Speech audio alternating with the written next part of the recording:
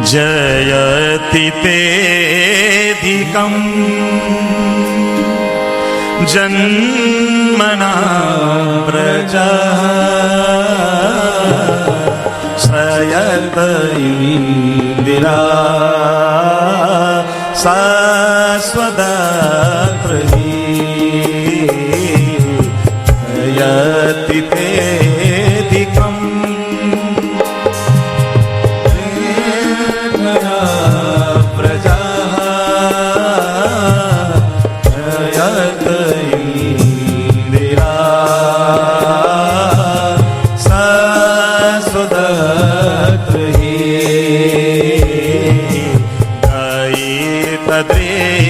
दृश्यता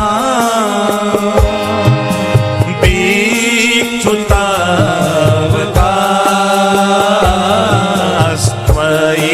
दृढा सब स्वां विचिन्वते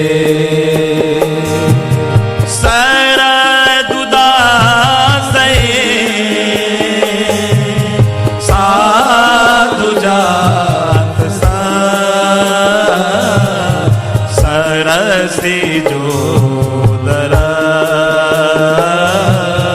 श्री मुसादशा सुरतनाथ ते शुल्कदासिका वरदनी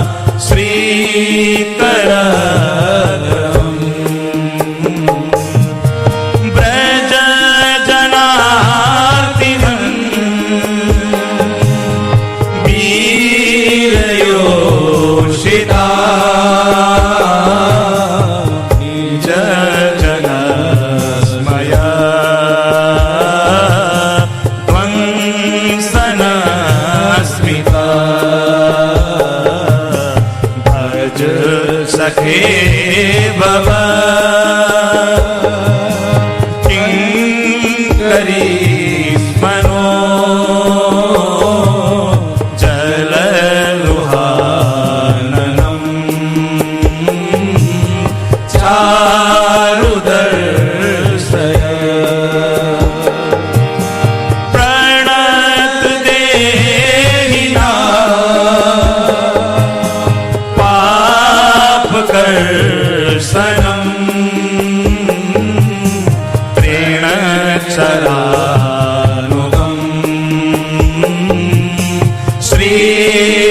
निकेतनम् फणिफणापितम् ते पदाम्बुजम् वेणुकुचे सुना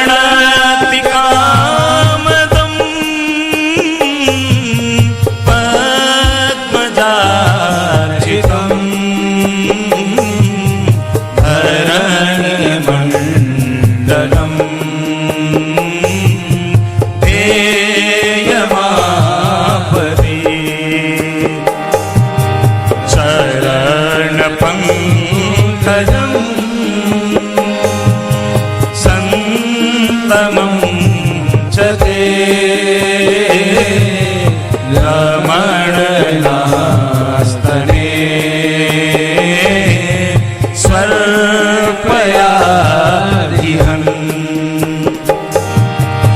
सुरतवर्धनम्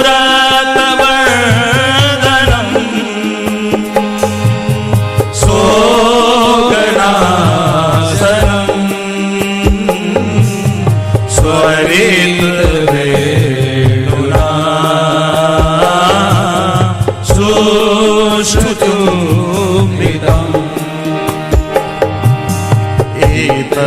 इतररागवे मारणं नृणां वितरवीरना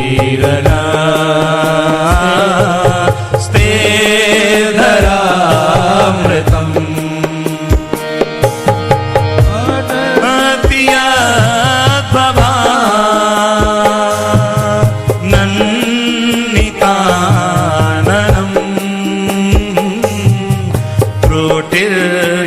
त्रुटिर्युगायते त्वामपश्यता कुटिलकुन्तलम् श्रीमुखं जरे जड उदीक्षता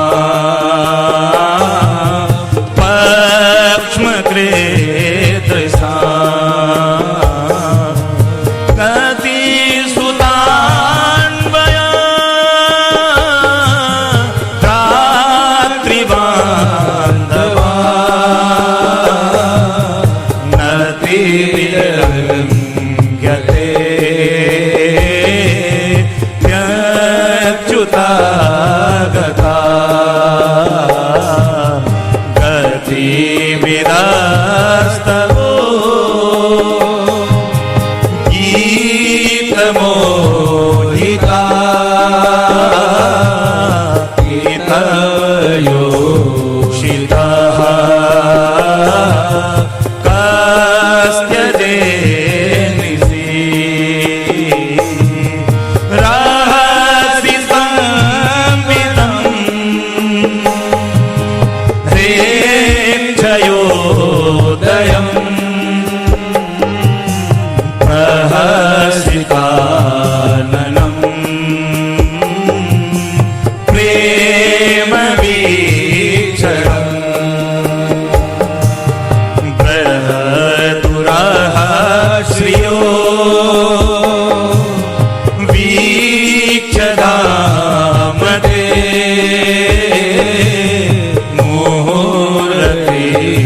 स्पृहा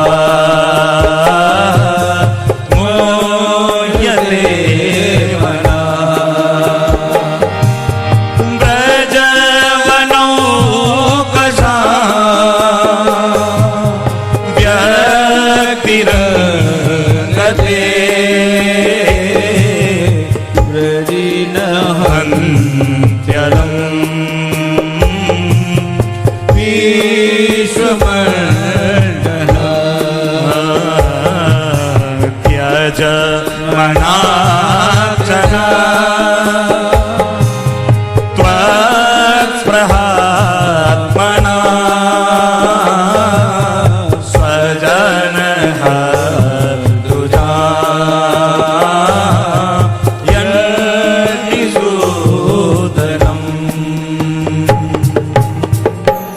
यत्ते सुजात चरणाम्बुरुहं स्तनेषु भीताः सनैः प्रियदधीमहि कर्कशेषु तेनाटवीमटसि तद्व्यथते न किंचित् कूर्पादिविभ्रवति दीर्घवदां यशाम्ना स्वस्ति श्रीमद्भागवते महापुराणे पारमहंस्यां संहितायां दशमस्कन्धे पूर्वार्धे रासक्रीडायां गोपीगीतं नामैकतरंसोत्सवः श्री लक्ष्मी वेंकटेश्वरार्पणमस्तु।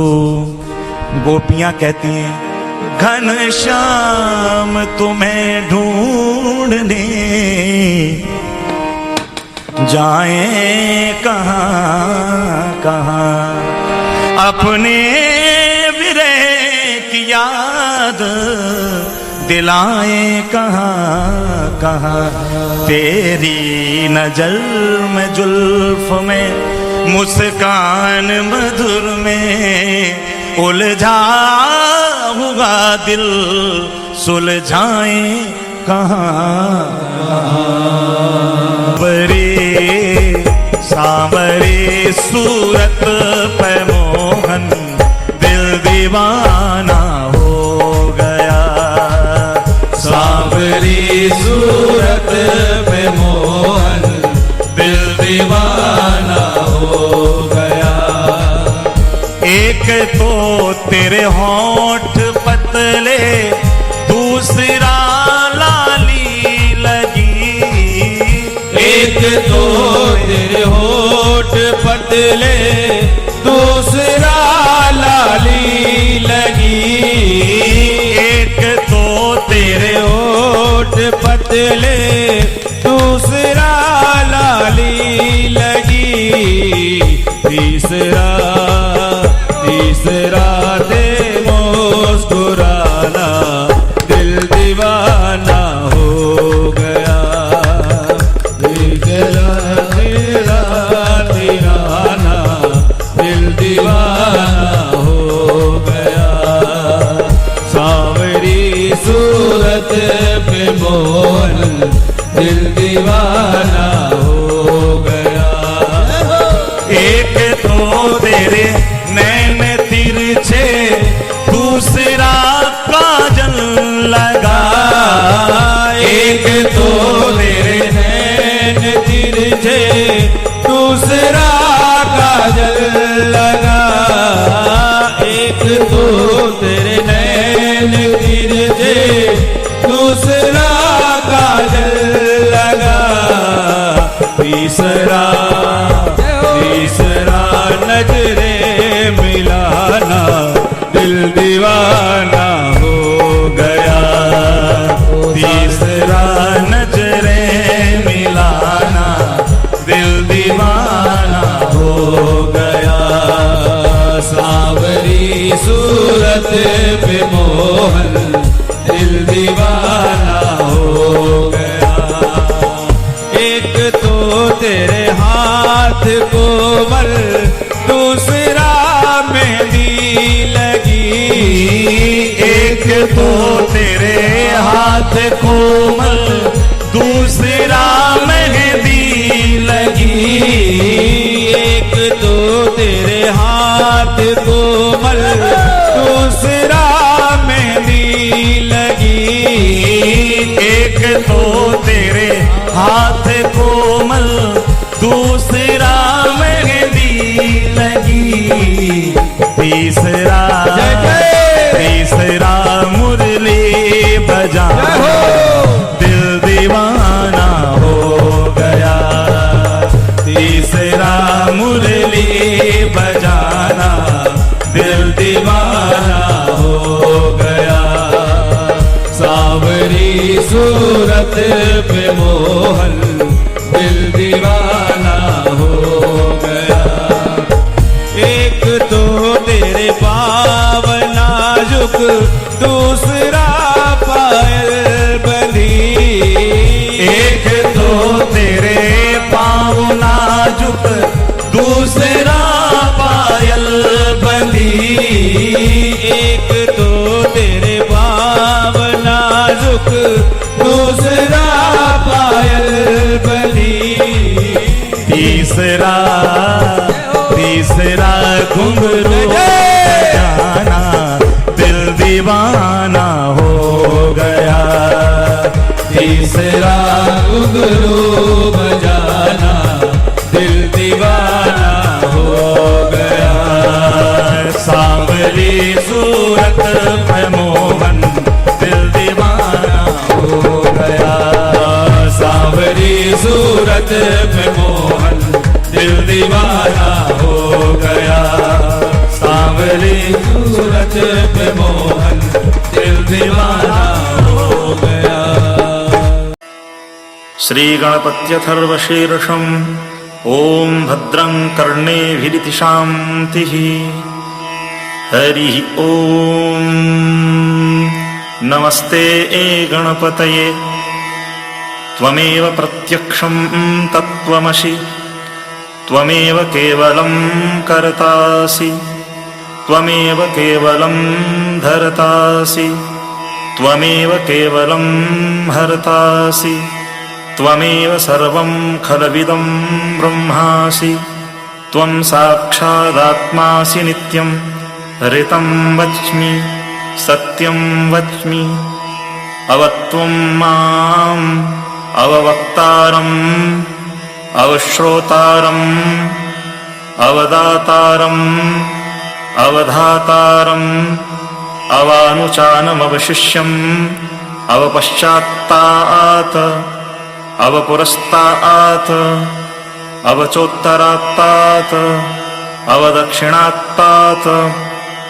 अवचोर्ध्वात्तात् अवाधरात्तात् सर्वतो मां पाहि पाहि समन्तात् त्वं वाङ्मयस्त्वं चिन्मयः त्वमानन्दमयस्त्वं ब्रह्ममयः त्वं सच्चिदानन्द अद्वितीयोऽसि त्वं प्रत्यक्षं ब्रह्मासि त्वं ज्ञानमयो विज्ञानमयोऽसि सर्वं जगदिदं त्वत्तो जायते सर्वं जगदिदं त्वत्तस्तिष्ठति सर्वं जगदिदं त्वयि लयमिष्यति सर्वं जगदिदं त्वयि प्रत्येति त्वं भूमिरापो नलो निलो नभः त्वं चत्वारि वाक्पदानि त्वं गुणत्रयातीतः त्वं कालत्रयातीतः त्वं देहत्रयातीतः त्वं मूलाधारस्थितोऽसि नित्यं त्वं शक्तित्रयात्मकः त्वां योगिनो ध्यायन्ति नित्यं त्वं ब्रह्मास्त्वं विष्णुस्त्वं रुद्रस्त्वम् इन्द्रस्त्वम् अग्निस्त्वं वायुस्त्वं सूर्यस्त्वं चन्द्रमास्त्वं ब्रह्मभूर्भुवः स्वरो गणादीं पूर्वमुच्चार्य वर्णादिं तदनन्तरम् अनुस्वारः परतरः अर्धेन्दुलशितं तारेण रुद्धम् एतत्तव मनुस्वरूपम् गकारः पूर्वरूपम् अकारो मध्यमरूपम् अनुस्वारश्चान्त्यरूपम् बिन्दुरुत्तररूपम् नादः सन्धानम् संहिता सन्धिः सैषा गणेशविद्या गणकऋषिः निश्चितगायत्री छन्दः श्रीमहागणपतिर्देवता ॐ गं गणपतये नमः एकदन्ताय विद्महे वक्रतुण्डाय धीमहि तन्नो दन्ति प्रचोदयात् एकदन्तं चतुर्हस्तं पाशमङ्कुशधारिणम् अभयं वरदं हस्तैर्बिभ्राणं मूषकध्वजम् रक्तं लम्बोदरं शूर्पकर्णकं रक्तवाससं रक्तगन्धानुलिप्ताङ्गं रक्तपुष्पैः सुपूजितं भक्तानुकम्पिनं देवं जगत्कारणमच्युतम् आविर्भूतं च सृष्ट्यादौ प्रकृतेः पुरुषात् परम् एवं ध्यायति यो नित्यं स योगी योगिनां वरः नमो व्रातपतये नमो गणपतये नमः प्रमथपतये नमस्तेऽस्तु लम्बोदरायै गदन्ताय विघ्नविनाशिने शिवसुताय श्रीवरदमूर्तये नमो नमः एतदथर्वशिरो योधीते स ब्रह्मभूयाय कल्पते स सर्वविघ्नैर्नवाध्यते स सर्वतः सुखमेधते स पञ्चमहापातकोपपातकात् प्रमुच्यते सायमधीयानो दिवसकृतं पापं नाशयति प्रातर्धीयानो रात्रिकृतं पापं नाशयति सायं प्रातः प्रयुञ्जानो पापो भवति धर्मार्थकाममोक्षं च विन्दति इदमथ दर्वशीर्षमशिष्याय न देयम् यो यदि मोहाद्दास्यति स पापीयान् भवति सहस्रावर्तनाद्यं यं काममधीते तं तमनेन साधयेत् अनेन गणपतिमभिषिञ्चति स वा अग्नि भवति चतुर्थ्या मनःसंजपति स विद्यावान् भवति इत्यथर्वणवाक्यं ब्रह्माद्याचरणं विद्यात् न बिभेति कदाचनेति यो दूर्वाङ्कुरैर्यजति स वै श्रवणोपमो भवति यो लाजैर्यजति स यशोवान् भवति स मेधावान् भवति यो मोदकसहस्रेण यजति स वाञ्छितफलमवाप्नोति यः साज्यसमद्भिर्यजति स सर्वं लभते स सर्वं लभते। अष्टौ ब्राह्मणान् सम्यग्राहीत्वा सूर्यवर्चस्वी भवति। सूर्यग्रहे महानद्यां प्रतिमां सन्निधौ वा जप्त्वा सिद्धमन्त्रो भवति। महाविघ्नात् प्रमुच्यते, महापापात् प्रमुच्यते, महादोषात् प्रमुच्यते। स सर्विद्भवति स सर्विद्भवति य एवं वेद। ॐ भद्रं कर्णेभिरिति शान्तिः शान्तिः शान्तिः। श्री परमात्मने नमः। इस विष्णु सहस्त्रनाम को जो पढ़ता है, सुनता है, उसके सभी प्रकार के पाप ताप नष्ट हो जाते हैं। भगवान विष्णु की, भगवान नारायण की उसके ऊपर नित्य निरंतर कृपा बरसती रहती है। आइए हम सब मिलकर के इस दिव्य स्तोत्र का पाठ करते हैं। श्री परमात्मने नमः। विष्णु सहस्रनाम स्तोत्रम् यस्य स्मरणमात्रेण जन्म संसार बन्धनात् विमुच्यते। नमस्तस्मै विष्णवे प्रभविष्णवे। नमः समस्तभूतानामादिभूताय भूभृते अनेकरूपरूपाय विष्णवे प्रभविष्णवे। वैशम्पायन उवाच श्रुत्वा धर्मान् शेषेण पावनानि च सर्वशः युधिष्ठिरः शान्तनवं पुनरेवाभ्यभाषत। युधिष्ठिरोवाच किमेकं दैवतं लोके किं वाप्येकं परायणं स्तुवन्तः कमकमर्चन्तः प्राप्नुयुर्मानवाः शुभम्। को धर्मः सर्वधर्माणां भवतः परमो मतः किं जपन्मुच्यते जन्तुर्जन्म संसारबन्धनात्। भीष्म उवाच जगत्प्रभुं देवदेवमनन्तं पुरुषोत्तमं स्तुवन्नाम सहस्रेण पुरुषः सततोत्थितः। तमेव चार्चयन्नित्यं भक्त्या पुरुषमव्ययम् ध्यायन् स्तुवन्नमस्यंश्च यजमानस्तमेव च। अनादिनिधनं विष्णुं सर्वलोकमहेश्वरं लोकाध्यक्षं स्तुवन्नित्यं सर्वदुःखातिगो भवेत्। ब्रह्मण्यं सर्वधर्मज्ञं लोकानां कीर्तिवर्धनं लोकनाथं महद्भूतं सर्वभूतभवोद्भवम्। एष मे सर्वधर्माणां धर्मोऽधिकतमो मतः यद्भक्त्या पुण्डरीकाक्षं स्तवेर्चेन्नरः सदा। परमं यो महत्तेजः परमं यो महत्तपः परमं यो महद्ब्रह्म परमं यः परायणं। पवित्राणां पवित्रं यो मङ्गलानां च मङ्गलं दैवतं देवतानां च भूतानां यो व्ययः पिता। यतः सर्वाणि भूतानि भवन्त्याद्युगागमे यस्मिन् प्रलयं यान्ति पुनरेव युगक्षये तस्य लोकप्रधानस्य जगन्नाथस्य भूपते। विष्णोर्नाम सहस्रं मे शृणु पापभयापहम् यानि नामानि गौणानि विख्यातानि महात्मनः ऋषिभिः परिगीतानि तानि वक्ष्यामि भूतये। ॐ विश्वं विष्णुर्वषट्कारो भूतभव्यभवत्प्रभुः भूत्कृद्भूतभृद्भावो भूतात्मा भूतभावनः भूतात्मा परमात्मा च मुक्तानां परमागतिः अव्ययः पुरुषः साक्षी क्षेत्रज्ञोऽक्षर एव च योगो योगविदां नेता प्रधानपुरुषेश्वरः नारसिंहवपुः श्रीमान् केशवः पुरुषोत्तमः सर्वः शर्वः शिवः स्थाणुर्भूतादिर्निधिरव्ययः सम्भवो भावनो भर्ता प्रभवः प्रभुरीश्वरः स्वयंभूः शम्भुरादित्यः पुष्कराक्षो महास्वनः अनादिनिधनो धाता विधाता धातुरुत्तमः अप्रमेयो हृषीकेशः पद्मनाभो मरप्रभुः विश्वकर्मा मनुस्त्वष्टा स्थविष्टः स्थविरो ध्रुवः अग्राह्यः शाश्वतः कृष्णो लोहिताक्षः प्रतर्दनः प्रभूतस्त्रेककुब्धामा पवित्रं मङ्गलं परम् ईशानः प्राणदः प्राणो ज्येष्ठः श्रेष्ठः प्रजापतिः हिरण्यगर्भो भूगर्भो माधवो मधुसूदनः ईश्वरो विक्रमी धन्वी मेधावी विक्रमः क्रमः अनुत्तमो दुराधर्षः कृतज्ञः कृतिरात्मवान् सुरेशः शरणं शर्म विश्वरेताः प्रजाभवः अहः संवत्सरो व्यालः प्रत्ययः सर्वदर्शनः अजः सर्वेश्वरः सिद्धः सिद्धिः सर्वादिरच्युतः वृषाकपिर्मेयात्मा सर्वयोगविनिश्रितः वसुर्वशुमनाः सत्यः समात्मा संमितः समः अमोघः पुण्डरीकाक्षो वृष्कर्मा वृषाकृतिः रुद्रो बहुशिरा बभ्रुर्विश्वयोनिः शुचिस्रवाः अमृतः शाश्वतः स्थाणुर्वरारोहो महातपाः सर्वगः सर्वविद्वानुर्विश्वक्सेनो जनार्दनः वेदो वेदविदव्यङ्गो वेदाङ्गो वेदवित्कविः लोकाध्यक्षः सुराध्यक्षो धर्माध्यक्षः कृताकृतः चतुरात्मा चतुर्व्यूहश्चतुर्दंष्टश्चतुर्भुजः भ्राजिष्णुर्भोजनं भोक्ता सहिष्णुर्जगदादिजः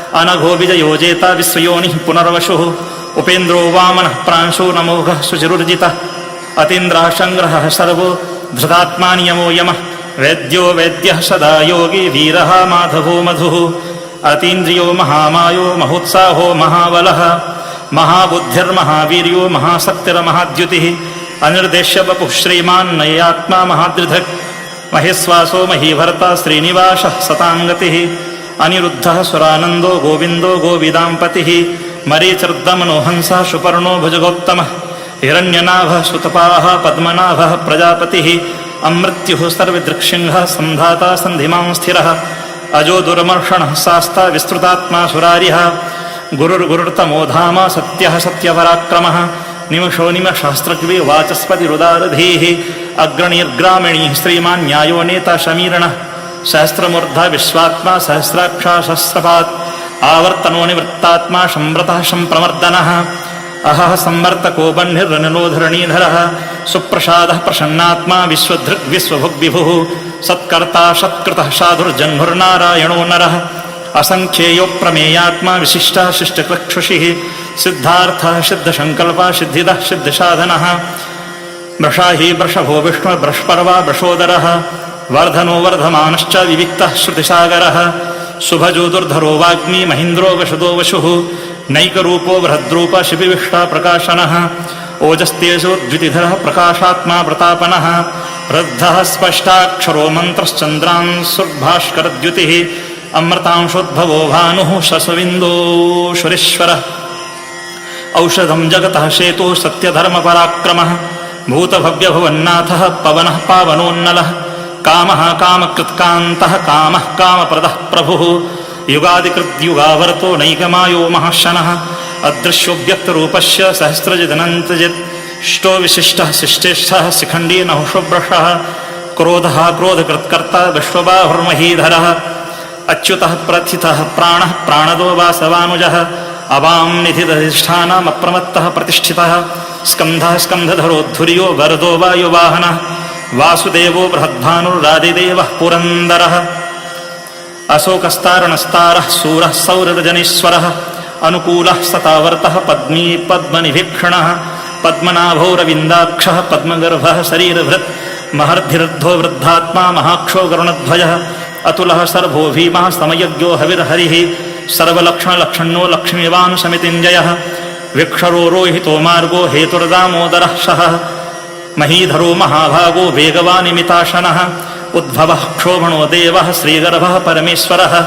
कारणं कारणं कर्ता विकर्ता गहनो गुहः व्यवसायो व्यवस्थानः संस्थानः संस्थानदो ध्रुवः परर्थे परमस्पष्टस्तुष्टः पुष्टाक्षुवीक्षणः रामो विरामो विरजो मार्गो नियोनयोनयः वीरः शक्तिमतां श्रेष्ठो धर्मो धर्मविदुत्तमः वैकुण्ठः पुरुषः प्राणः प्राणदः प्रणवः प्रसुः हिरण्यगर्भः शत्रुघ्नो व्याप्तो वायुरथोक्षजः ऋतुः सुदर्शनः कालः परमेष्ठी परिग्रहः उग्रः संवत्सरो दक्षो विश्रामो विश्वदक्षिणः विस्तारः स्थावरस्थाणुः प्रमाणं बीजमव्ययम् अर्थोऽनर्थो महाकोशो महाभोगो महाधनः अनिर्विण्णः स्थविष्टो भूर्धर्मयूपो महामखः नक्षत्रनेमि नक्षत्री क्षमः क्षामः समीहनः यज्ञयज्ञो महेज्यश्च क्रतुः सत्रं शतां गतिः सर्वदर्शे विमुक्तात्मा सर्वज्ञो ज्ञानमुत्तमम् शुभ्रतः सुमुखः सूक्ष्मः सुघोषः सुखदः सुहृत् मनोहरो जितक्रोधो वीरबाहुर्विदारणः स्वापनः स्ववशोव्यापी नैकात्मा नैककर्मकृत् वत्सरो वत्सलो वत्से रत्नगर्भो धनीश्वरः धर्मकृद्धर्मी सदसत्क्षरमक्षरम् अविज्ञाता सहस्रांशविधाता कृतलक्षणः गहस्थिनेमिः सत्त्वस्थः सिंहो भूतमहेश्वरः आदिदेवो महादेवो देवेशो देवभृद्गुरुः उत्तरो गोपतिर्गोप्ता ज्ञानगम्यः पुरातनः शरीरभूतभृद्भोक्ता कपीन्द्रो भूरि दक्षिणः सोमपो मृतपः सोमा पुरजित् पुरुषोत्तमः विनयोजयः सत्यसन्धो दासार्हः सात्वतां पतिः जीवो विनयिता साक्षी मुकुन्दो मितविक्रमः अम्भो निधिरन्तात्मा महोदधिसयोऽन्तकः अजो महार्हः स्वाभाव्यो जितामित्रः प्रमोदनः आनन्दो नन्दनो नन्दः सत्यधर्मा त्रिविक्रमः महर्षिः कपिलाचार्यः कृतज्ञो मेदनीपतिः त्रयोदशत्रिदशाध्यक्षो महास्रङ्गः कृतान्तकृत् महावराहो गोविन्दः सुषेणः कनकाङ्गदी गुह्यो गभीरो गहनो गुप्तश्चक्रगदाधरः वेदाः स्वाङ्गोजितः कृष्णो दृढः सङ्कर्षणोच्युतः वरुणो वारुणो वृक्षः पुष्कराक्षो महामनाः भगवान् भगवानन्दे वनमाली हलायुधः आदित्यो ज्योतिरादित्यः सहेष्णुर्गतिसत्तमः सुधन्वाखण्डवर्षदारुणो द्रविणप्रदः दिविस्पृक् सर्वदिग्व्यासो वाचस्पतिरयोनिजः त्रिशामासामगः सामा निर्वाणं भेषजं भिषक् सन्न्यासकृक्षमः शान्तो निष्ठा शान्तिः परायणं शुभाङ्गः शान्तिदः स्रष्टा कुमुदः कुवलेशयः गोहितो गोपतिर्गोप्ता वृषभाक्षो वृषप्रियः अनिवर्ते निवृत्तात्मा संक्षेप्ता क्षेमकृक्षिपः श्रीवत्सवक्षाः श्रीवासः श्रीपतिः श्रीमतांवरः श्रीधः श्रीशः श्रीनिवासः श्रीनिधिः श्रीविभावनः श्रीधरः श्रीकरः श्रेयः श्रीमान् लोकत्रयाश्रयः स्वक्षः स्वङ्गः सदानन्दो नन्दिर्ज्योतिर्गणेश्वरः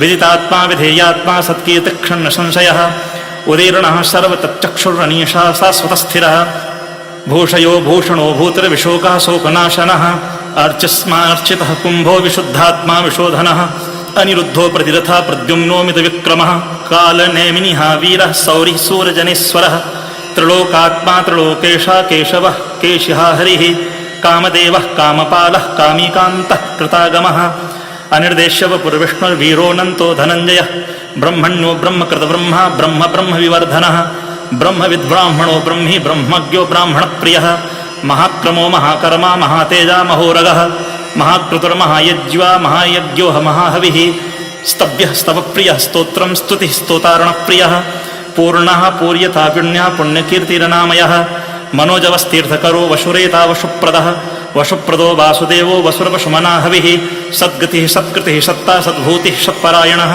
सूरसेनो यदुश्रेष्ठा सन्निवासा स्वयामुनः भूताभाषो वासुदेवा सर्वासु नलयो नलः दर्पः दर्पदो दृप्तो दुर्धरोथा पराजितः विश्वमूर्तिर्महामूर्तिर्दीप्तमूर्तिर्मूर्तिमान् अनेकमूर्तिरव्यक्ता सतमूर्तिः शताननः एको नैकः सवः कः किं यत्तत्पदमनुत्तमं लोकबन्धुर्लोकनाथो माधवो भक्तवत्सलः सुवर्णवर्णो हेमाङ्गो वराङ्गश्चन्दनाङ्गदी वीरः विषमः शून्यो घृतासीरसरश्चलः अमानीमानदो मान्यो लोकस्वामी त्रिलोकधृक् स्वमेधा मेधजो धन्या सत्यमेधाधराधरः तेजोभ्रशोद्युतिधरः सर्वशस्त्रभृताम्बरः प्रग्रहो न्यग्रहो व्यग्रो नैकशृङ्गो गदाग्रजः चतुर्मूर्तिश्चतुर्बाहुश्चतुर्व्यूहश्चतुर्गतिः चतुरात्मा चतुर्भावश्चतुर्वेदविदेकपात् समावर्तो निवृत्तात्मा दुर्जयो दुरतिक्रमः दुर्लभो दुर्गमो दुर्गो दुरावासो दुरारिः शुभाङ्गो लोकशारङ्गा सुतन्तुस्तन्तुवर्धनः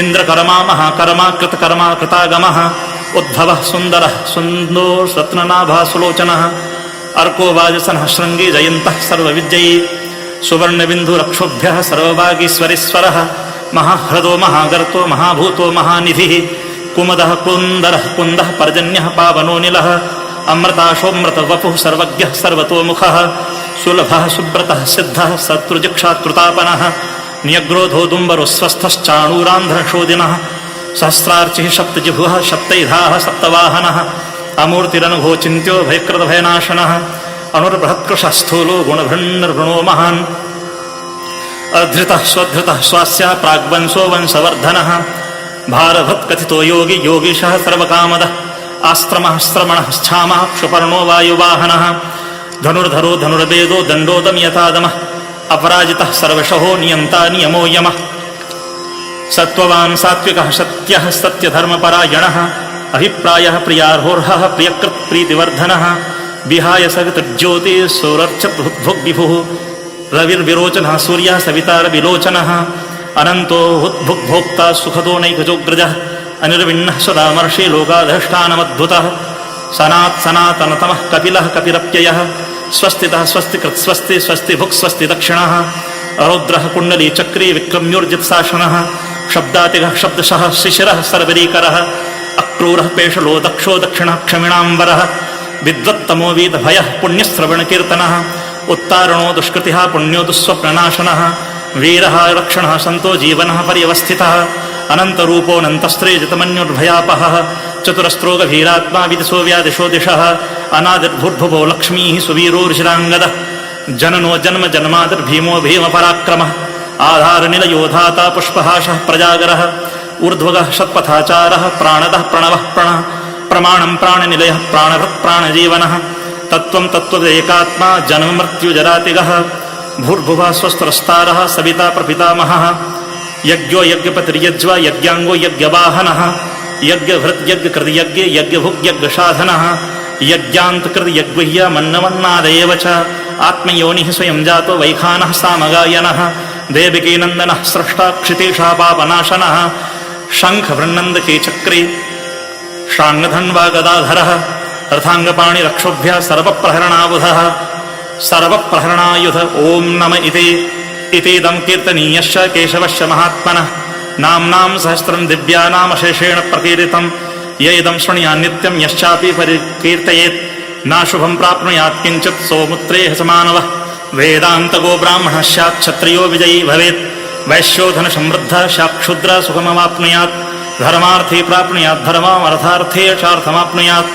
कामान् वाप्नुयात् कामे प्रजार्थे प्राप्नुयात् प्रजां भक्तिमान् यः सदोत्थाय शुचितस्तद्गतमानसः सहस्रं वासुदेवस्य नाम्नामेतत् प्रकीर्तयेत् यशः प्राप्नोति विपुलं ज्ञातिप्राधान्यमेव च अचलां श्रियमाप्नोति श्रेयः प्राप्नोत्यनुत्तमं न भयं क्वचिदाप्नोति वीर्यं तेजश्च विन्दति भवत्यरोगोद्युतिमान् बलरूपगुणान्वितः रोगार्तो मुच्यते रोगात् बद्धो मुच्येत बन्धनात् भयान्मुच्येत भीतस्तु मुच्येतापन्न आपदः दुर्गाण्यतितरत्याशो पुरुषः पुरुषोत्तमं स्तुवन्नाम सहस्रेण नित्यं भक्तिसमन्वितः वासुदेवाश्रयो मर्त्यो वासुदेवपरायणः सर्वपापविशुद्धात्मा याति ब्रह्मसनातनं न वासुदेव भक्तानाम् अशुभं विद्यते क्वचित् जन्म मृत्युजरा व्याधि भयं नैवोपजायते इमं स्तवमधीयानः श्रद्धा भक्तिसमन्वितः युज्येतात्मसुखक्षान्तिश्रीधृतस्मृतिकीर्तिभिः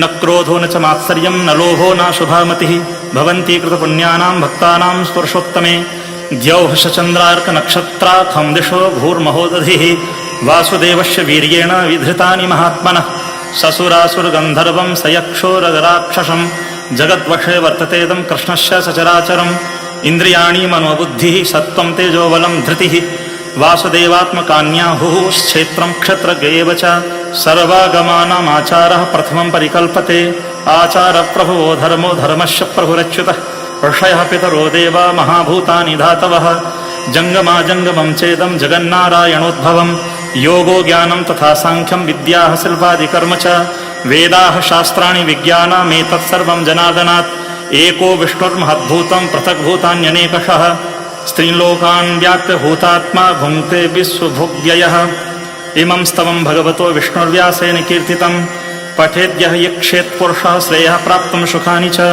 विश्वेश्वरमजं देवं जगतः प्रभवाप्यहं भजन्ति ये पुष्कराक्षं न ते यान्ति पराभवम् ॐ तत्सदिति श्रीमहाभारते शतसहस्र्यां संहितायां वैयासिक्यामानुशासनिके पर्वणि भीष्मयुधिष्ठिरसंवादे श्रीविष्णोर्दिव्यसहस्रनामस्तोत्रं हरिः ओम्।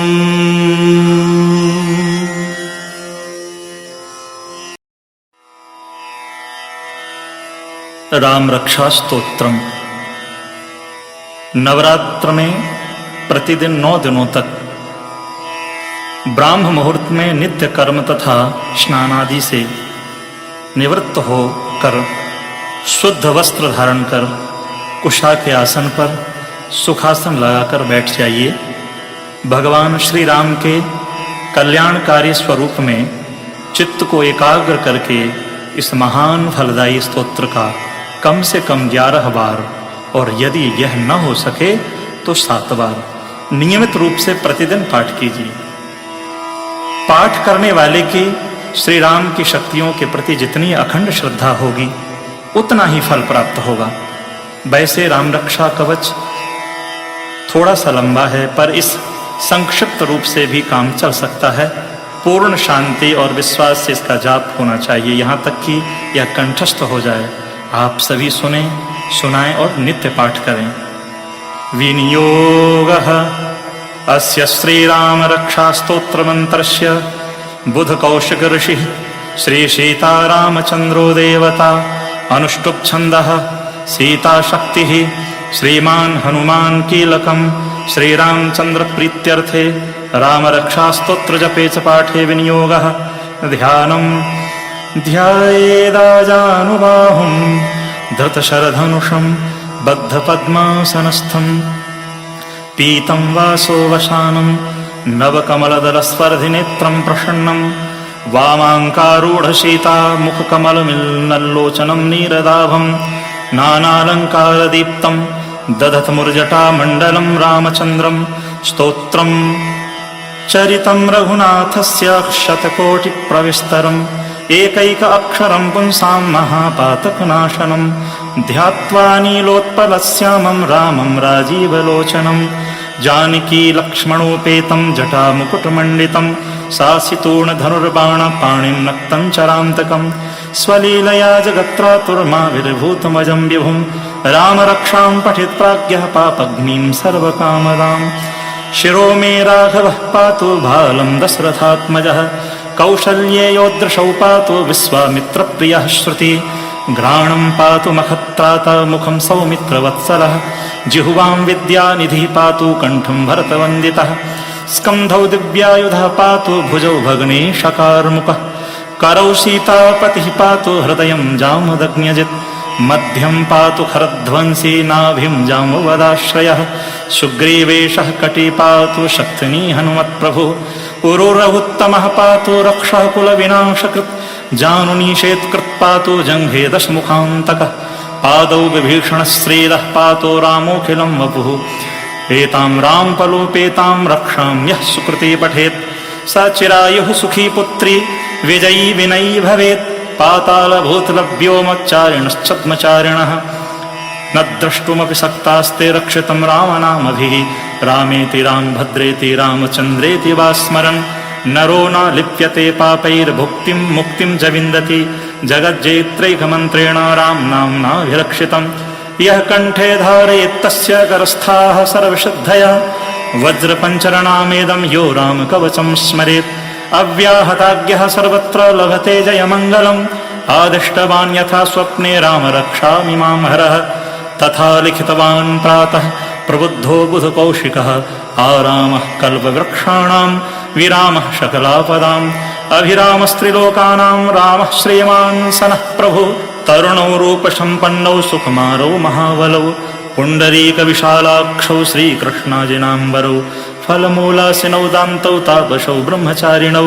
पुत्रौ दशरथस्येतौ भ्रातरौ रामलक्ष्मणौ शरण्यौ सर्वसत्त्वानां श्रेष्ठौ सर्वधनुष्मतां रक्षः कुलनिहन्तारौ त्रायेतां नो रघुत्तमौ आत्तसज्जधनुषा विशिष्प्रशा वक्षया शुभनिषङ्गशङ्गिनौ रक्षणाय मम रामलक्ष्मणा वग्रतः पथि सदैव गच्छताम् सन्नद्धः कवची खड्गे चापबाणधरो युवा गच्छन् मनोरथान्नश्च रामः पातु स लक्ष्मणः रामो दाशरथिः शूरो लक्ष्मणानुचरो बली काकुत्स्थः पुरुषः पूर्णः कौशल्येयो रघुत्तमः वेदान्तवेद्यो यज्ञेशः पुराणपुरुषोत्तमः जानकीवल्लभः श्रीमान्नप्रमेयपराक्रमः इत्येतानि जपन्नित्यं मदभक्तः श्रद्धयान्वितः अश्वमेधादिकं पुण्यं सम्प्राप्नोति न संशयः रामं दूर्वादलश्यामं पद्माक्षं पीतवाशसं स्तुवन्ति नामभिर्दिव्यैर्न तेषं सारिणो नराः रामं लक्ष्मणपूर्वजं रघुवरं सीतापतिं सुन्दरं काकुत्स्थं करुणार्णवं गरुणिधं विप्रप्रियं धार्मिकं राजेन्द्रं सप्तसन्धं दशरथतनयं श्यामलं शान्तमूर्तिं वन्दे लोकाभिरामं रघुकुलतिलकं राघवं रावणारिं रामाय रामभद्राय रामचन्द्राय वेधसे रघुनाथाय नाथाय सीतायाः पतये नमः श्रीराम राम रघुनन्दन राम राम श्रीराम राम भरताग्रज राम राम श्रीराम राम रणकर्कश राम राम श्रीराम राम शरणं भव राम राम श्रीरामचन्द्रचरणौ मनसा स्मरामि श्रीरामचन्द्रचरणौ वचसा गृह्णामि श्रीरामचन्द्रचरणौ शिरसा नमामि श्रीरामचन्द्रचरणौ शरणं प्रपद्ये माता रामो मत्पिता रामचन्द्रः स्वामी रामो मत्सखा रामचन्द्रः सर्वस्वं मे रामचन्द्रोर्दयालु नान्यं जाने नैव जाने न जाने।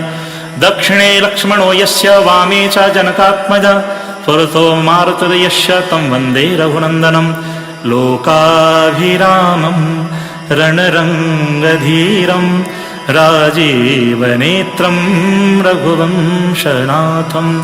कारुण्यरूपं करुणाकरन्तं श्रीरामचन्द्रं शरणं प्रपद्ये। मनोजवं मारुततुल्यवेगं जितेन्द्रियं बुद्धिमतां वरिष्ठं। वातात्मजं वानरयूथमुख्यं श्रीरामदूतं शरणं प्रपद्ये। कूजन्तं राम रामेति मधुरं मधुराक्षरम् आरुह्य कविताशाखां वन्दे वाल्मीकिकोकिलम्। आपदामपहर्तारं दातारं सर्वसम्पदां लोकाभिरामं श्रीरामं भूयो भूयो नमाम्यहम्। भर्जनं भवबीजानामर्जनं सुखसम्पदां तर्जनं यमदूतानां राम रामेति गर्जनं। रामो राजमणिः सदा विजयते रामं रमेशं भजे। रामेणाभिहिता निशाचरचमु रामाय तस्मै नमः। रामेणाभिहिता निशाचरचमु रामाय तस्मै नमः। रामान्नास्ति परायणं परतरं रामस्य दासोऽस्म्यहम्। रामे चित्तलयः सदा भवतु मे भो राम मामुद्धर।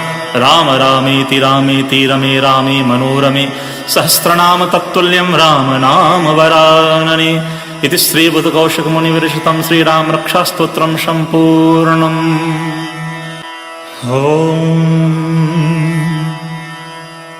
श्री गजेंद्र स्तोत्र श्रीमद् भागवत के 8वें स्कंध के तृतीय अध्याय का यह पावन चरित्र है।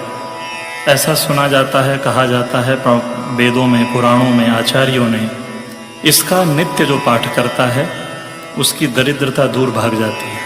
ओम अथातृतीयोऽध्यायः। श्रीशुक उवाच एवं व्यवशतो बुद्ध्या समाधाय मनोहृदि जजाप परमं जाप्यं प्राग्जन्मन्युनशिक्षितं। गजेन्द्र उवाच ॐ नमो भगवते तस्मै यत् एतच्चिदात्मकं पुरुषायादिबीजाय परेशाय विधीमहि। यस्मिन्निदं यतश्चेदं येनेदं य इदं स्वयं योऽस्मात् परस्माच्च परस्तं प्रपद्ये स्वयंभुवम्। यः स्वात्मनीदं निजमाययार्पितं क्वचिद्विभातं क्वच तत्तिरोहितम्।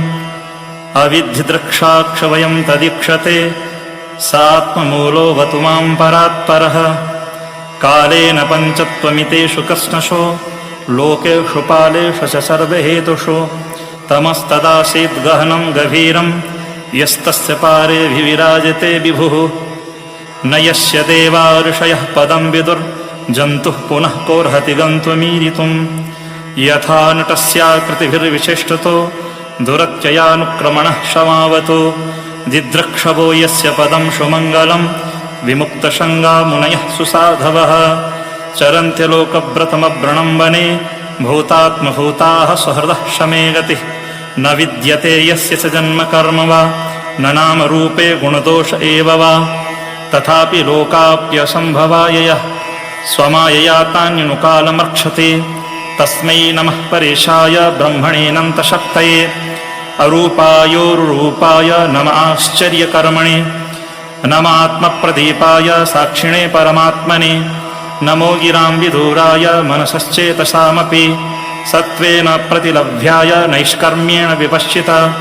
नमः कैवल्यनाथाय निर्वाणसुखसंविदे। नमः शान्ताय घोराय मूढाय गुणधर्मिणे। निर्विशेषाय साम्याय नमो ज्ञानघनाय च। क्षेत्रज्ञाय नमस्तुभ्यं सर्वाध्यक्षाय साक्षिणे। पुरुषायात्ममूलाय मूलप्रकृतये नमः। सर्वेन्द्रियगुणद्रष्टे सर्वप्रत्ययहेतवे। असताक्षाय योक्ताय सदाभाषाय ते नमः। नमो नमस्तेऽखिलकारणाय निष्कारणायाद्भुतकारणाय सर्वागमाम्नाय महार्णवाय नमोपवर्गाय परायणाय गुणारणिक्षन्नचिदोस्मपाय तच्छोभविस्फूर्जितमानसाय नैष्कर्म्यभावेन विवर्जितागम स्वयं प्रकाशाय नमस्करोमि मातृक्प्रपन्नपशुदासविमोक्षणाय मुक्ताय भूरिकरुणाय नमोलयाय स्वांसेन सर्वतनुभृन्मनःप्रतीत प्रत्यग्रहे भगवते बृहते नमस्ते आत्मात्मजाप्तग्रहवित्तजनेषु शक्तैर्दष्टापणाय गुणसङ्गविवर्जिताय मुक्तात्मभिः स्वहृदये परिभाविताय ज्ञानात्मने भगवते नम ईश्वराय यं धर्मकामार्थविमुक्तिकामा भजन्ते क्षां गतिमाप्नुवन्ति किं त्वाशशोरात्यपि देहमव्ययं करोतु मेदभ्रदयो विमोक्षणम्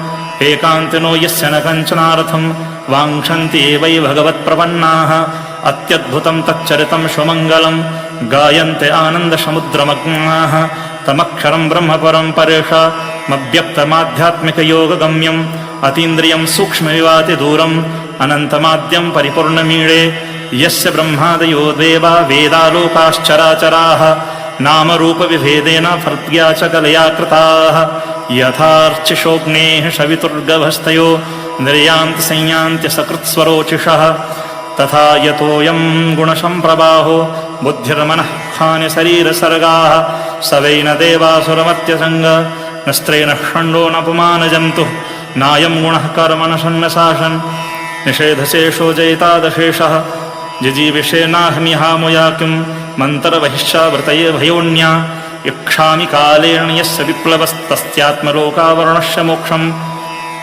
सोऽहं विश्वस्रजं विश्वमविश्वं विश्ववेदशम् विश्वात्मानमजं ब्रह्म प्रणतोऽस्मि परं पदं योगरन्धितकर्माणो हृदि योगविभावते योगिनोऽयं प्रपश्यन्ति योगेशं तं नतोऽस्म्यहम् नमो नमस्तुभ्यमसह्यवेग शक्तित्रयायाखिलभिगुणाय प्रपन्नपालाय दुरन्तशक्तये कदिन्द्रियाणामनवाप्यवर्त्मने नायं वेदस्वमात्मानं यक्षत्याहं धिया हतं तं दुरत्ययमाहात्म्यं भगवन्तमितोऽस्म्यहं श्रीशुक उवाच एवं गजेन्द्रमुपवर्णितनिर्विशेषं ब्रह्मादयो विविधलिङ्गविधाविमानाः नैते यदोपसस्रपुर्निखिलात्मकत्वात् तत्राखिलामरमयो हरिराविराशीत् तं तद्वदार्थोपलभ्य स्तोत्रं निशम्य दिवजैः सह संस्तुवद्भिः क्षन्दोमयेन गरुडेन समुह्यमानश्चक्रायुधोऽभ्यगमदाशु यतो गजेन्द्र सोऽन्तः सरस्रुबलेन गृहीतयार्तो दृष्ट्वा गरुत्मतिहरिं खवुपात्तचक्रम् उत्क्षिप्य साम्बुजकरं गृहमाह कृक्षान् नारायणाङ्खिलगुरो भगवन्नमस्ते तं वीक्ष्य पीडितमजः सहसावतीर्य सग्राहमासु सर्सः कृपयोज्जहार ग्राहाद्विपाटितमुखादरिणा गजेन्द्रं सम्पश्यतां हरिरमुमुचुतस्त्रियाणाम्। ये भीष्म स्तुति है श्रीमद्भागवत के प्रथम स्कंद के 9वें अध्याय के अंतर्गत है, जो भगवान को रिझाने के लिए श्री भीष्म पितामह ने अपनी वाणी के माध्यम से पुष्पिताग्राक्षंग में भगवान के श्री चरणों में समर्पित की। आइए हम और आप भी इसका आनंद लेते हैं। श्री भीष्म उवाच इति मतिरुपकल्पिता वितृष्णा भगवति सात्वत पुंगवे विभूम्नि स्वसुखमुपगते क्वचित् विहर्तुं प्रकृतिमुपेयुषि यद्भव प्रवाहः त्रिभुवनकमनं तमालवर्णं रविकरगौरवराम्बरं दधाने वपुरलककुलाव्रताननाब्जं विजयसखेरतिरस्तु मे नवद्या युधितुर्गर्जो विधुम्रवेश्वक्कचलुलितस्रमवार्यलङ्कृतास्ये मम निशितशरैर्विविध्यमानत्वचि विलसत् कवचेस्तु कृष्ण आत्मा सपदि सखि वचो निशम्य मध्ये निजपरयोर्बलयोरथं निवेश्य स्थितवति परिसैनिकायुरक्षा हृतवति पार्थ सखेरतिर्ममास्तु व्यवहितप्रतनामुखं निरीक्ष्य स्वजन्मदाद्विमुखस्य दोषबुद्ध्या कुमतिमहरदात्मविद्यया यश्चरणरतिः परमस्य तस्य मेस्तु स्वनिगमपहाय मत्प्रतिज्ञामृतमधिकर्तुमवप्लुतो रथस्थः धृतरथचरणोऽभ्ययाचलद्गुर्हरिर्वहन्तुमिभं गतोत्तरीयः सितविषघहतो विशीर्णदंशः क्षतजपरिप्लुत आततायिनो मे प्रसभमविषसारमद्वधार्थं स भवतु मे भगवान् गतिर्मुकुन्दः विजयरथकुटुम्ब आत्ततोत्रे धृतहयरस्मिन् तक्ष्रिये क्षणीये भगवति रतिरस्तु मे मुमूर्षोर्गिमहि निरीक्ष्य हता गताः स्वरूपम् ललितगतिविलासवल्गुहाश प्रणयनिरीक्षणकल्पितोरुमानाः कृतमनुकृतवत्य उन्मदान्धाः प्रकृतिमगन्किलयस्य गोपवध्वः मुनिगणनृपवर्यसङ्कुलेन्तः सदसि युधिष्ठिरराजसूय येषाम् अर्हणमुपवेदैक्षणीयो मम दृशिगोचरे स आविरात्मा तमिममहमजं शरीरभाजां हृदि हृदि धिष्ठितमात्मकल्पितानां प्रतिदृशमिव नैकधार्कमेकं समधिगतोऽस्मि विधूतभेदमोहः। आइए, बहुत ही प्यारा मधुराष्टकम है और आप सबके बीच में भगवान श्री श्याम सुंदर कितने सुंदर हैं। शायद आचार्यों ने, महापुरुषों ने या हमारे पूर्वाचार्यों ने जो जो लिखा है या जो भगवान के विषय में कल्पना की है, कितने सुंदर होंगे। उससे भी कल्पनातीत हैं भगवान, उनसे सुंदर इस ब्रह्मांड में कोई नहीं। अनंत गुण गण निलय हैं भगवान। आइए, बहुत ही पावन मधुराष्टकम का हमारे साथ पाठ करें। हम भी कर रहे हैं। मधुराष्टकम अधरम मधुरम वदनम मधुरम नयनम मधुरम हसितं मधुरम हृदयं मधुरम गमनं मधुरम मधुराधिपते अखिलं मधुरम वचनं मधुरम चरितं मधुरम वसनं मधुरम वलितं मधुरम चलितं मधुरम भ्रमितं मधुरम मधुराधिपतेरखिलं मधुरम वेणुर्मधुरो रेणुर्मधुरः पाणिर्मधुरः पादौ मधुरौ नृत्यं मधुरं सख्यं मधुरं मधुराधिपते रखिलं मधुरम गीतं मधुरं पीतं मधुरं भुक्तं मधुरं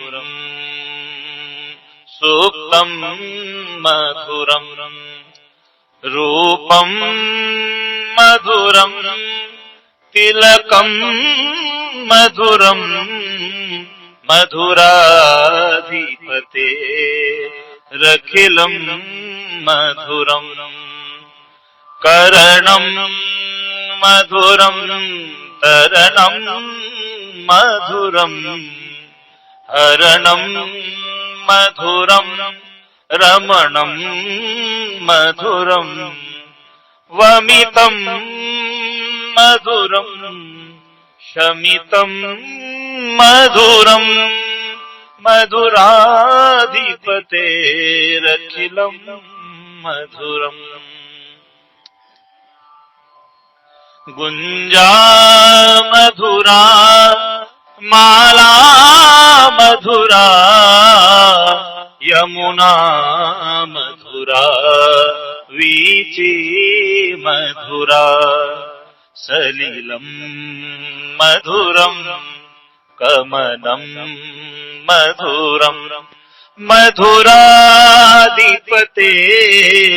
रखिलम मधुरम गोपी मधुरा लीला मधुरा युक्तम मधुरम मुक्तम मधुरम दृष्टम मधुरम श्रेष्ठम मधुरम मधुराधिपते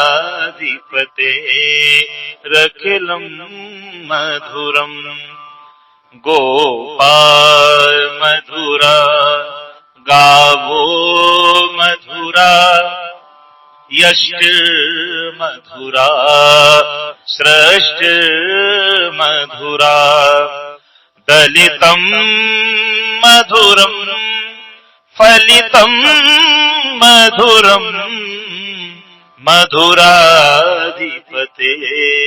रखिलम मधुरम श्रीवल्लभाचार्य कृतम मधुराष्टकम संपूर्णम।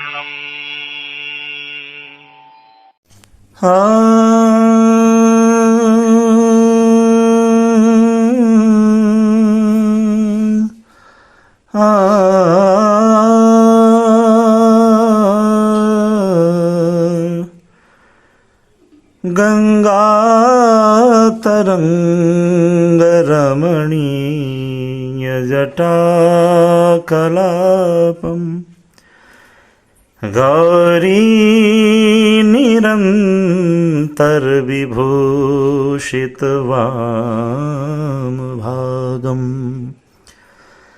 नारायण प्रियमनंग मदापहारम वाराणसी पुरपतिम भज विश्वनाथम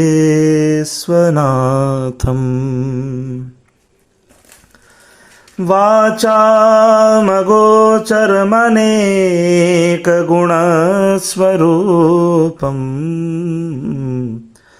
वागीश विष्णुसुरसेवितपादपीठम् वामेन विग्रहवरेण कलत्रवन्तम् वाराणसीपुरपतिं भज विश्वनाथम् भूताधीपं भुजगभूषणभूषिताङ्गम्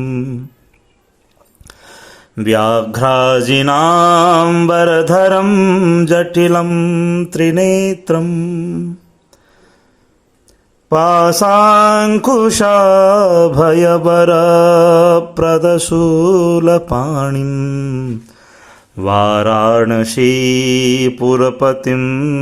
भज विश्वनाथम् शीतांशुशोभितकिरीटविराजमानम् भालेक्षणानलविशोषितपञ्चवाणम् नागाधिपारचितभासुरकर्णपूरम् वाराणसीपुरपतिं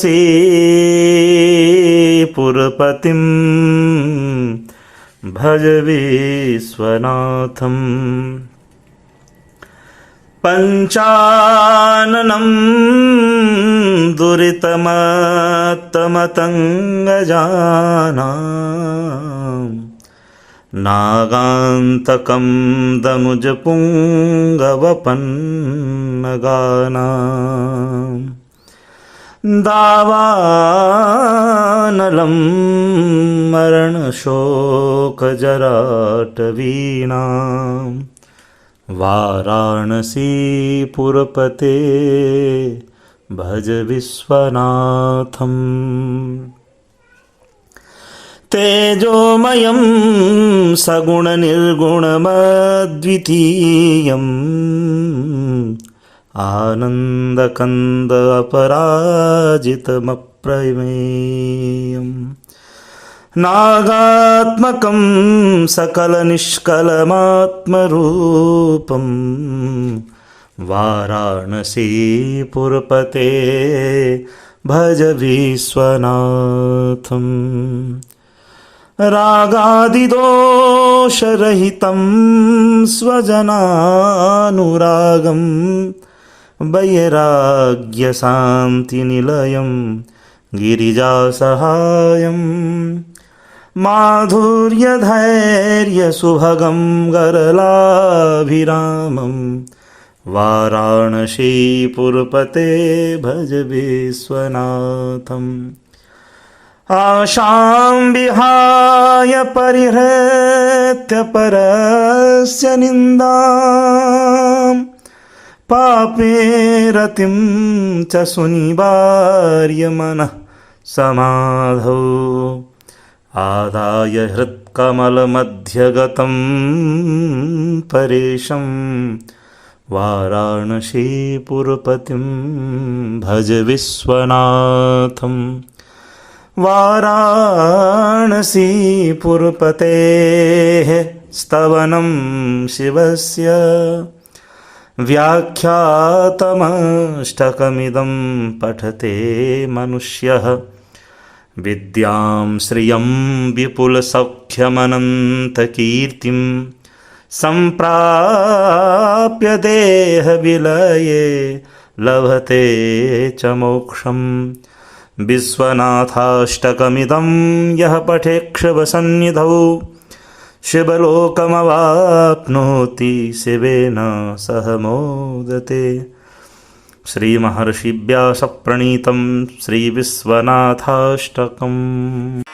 न मन्त्रं नो यन्त्रं तदपि च न जाने स्तुतिमहो न चाह्वानं ध्यानं तदपि च न जाने स्तुतिकथा न जाने मुद्रास्ते तदपि च न जाने विलपनम् परं जाने मातस्त्वदनुशरणं क्लेशहरणं विधेरज्ञानेन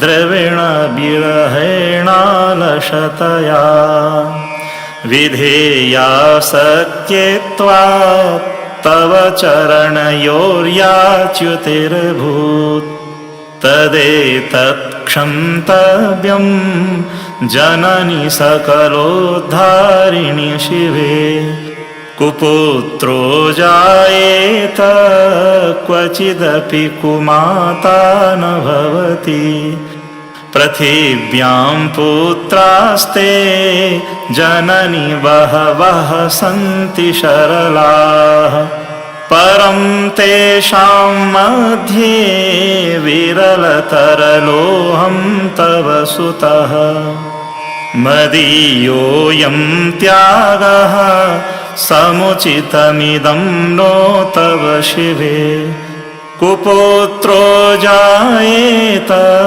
क्वचिदपि कुमाता न भवति जगन्मातर्मातस्तव चरण सेवा न रचिता न वा दत्तं देवी द्रविणमपि भूयस्तव मया तथापि त्वं स्नेहं मयि निरुपमं यत् प्रकुरुषे कुपुत्रो जायेत क्वचिदपि कुमाता न भवति परित्यक्ता देवा विविधविधिसेवाकुलतया मया पञ्चाशीतेरधिकमपनीते तु वयसि इदानीं चेन्मातस्तव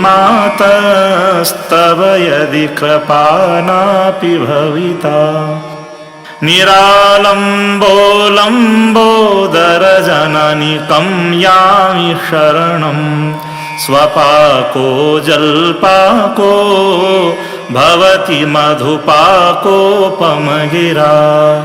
निरातङ्कोरङ्को विहरति चिरं कोटिकनकैः तवापर्णे कर्णे विशति मनुवर्णे फलमिदम् जनः को जानीते जननि जपनीयं जपविधौ चिताभस्मालेपो गरलमशनं दिक्पटधरो जटाधारी कण्ठे भुजगपतिहारे पशुपतिः कपालीभूतेशो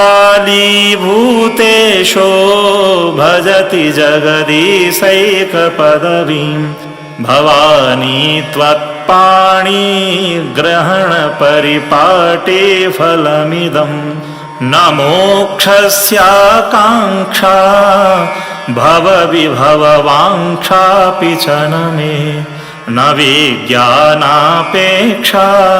ससिमुखि सुखेक्षापि न पुनः अतस्त्वां संयाचे जननि जननं यातु मम वै मृणानि रुद्राणि शिव शिव भवानीति जपतः नाराधितासि विधिना विविधोपचारैः किं वृक्षचिन्तनपरैर्न कृतं वचोभिः स्यामे त्वमेव यदि किञ्चन मय्यनाथे धत्से कृपामुचितमम्ब परं तवैव आपत्स्तु मग्नः स्मरणं त्वदीयं करोमि दुर्गे करुणार्णवेशि नैतत्क्षठत्वं मम भावयैथाः क्षुधा त्रषार्ता जननीं स्मरन्ति जगदम्ब विचित्रमत्र किं परिपूर्णा करुणास्ति चेन्मयि अपराधपरं न हि माता समुपेक्षते श्रुतं मत्समः पातकी नास्ति पापघ्नी त्वत्समा नहि एवं ज्ञात्वा महादेवी यथा योग्यं तथा कुरु इति श्री शंकराचार्य विरचितं दिव्यपराध क्षमापनस्तोत्रं सम्पूर्णम्।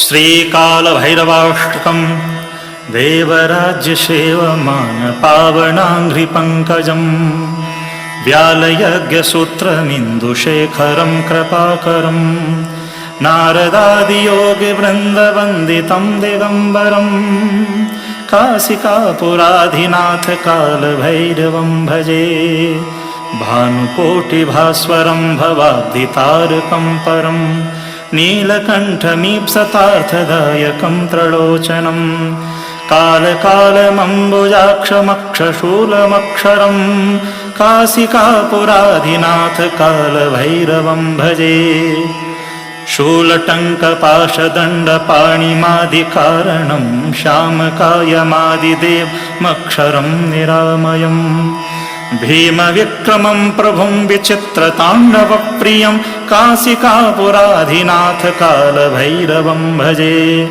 भुक्तिमुक्तिदायकं प्रशस्तचारु विग्रहं भक्तवत्सलं स्थितं समस्तरोगविग्रहं विनिक्वणन्मनोज्ञहेम किङ्कणीलसत्कटिं काशिकापुराधिनाथ कालभैरवं भजे धर्मसेतुपालकं त्वधर्ममार्गनाशकं कर्मपाशमोचकं सुसर्मदायकं विभुं स्वर्णवर्णशेषपाशशोभिताङ्गमण्डलं काशिकापुराधिनाथ कालभैरवं भजे रत्नपादुकाप्रभाभिरामपादियुग्मकं नित्यमद्वितीयमिष्टदैवतं निरञ्जनम् मृत्युदर्पणाशनं करालदं श्रमोक्षणं काशिकापुराधिनाथ कालभैरवं भजे अट्टहासभिन्नपद्मजाण्डकोशसन्ततिं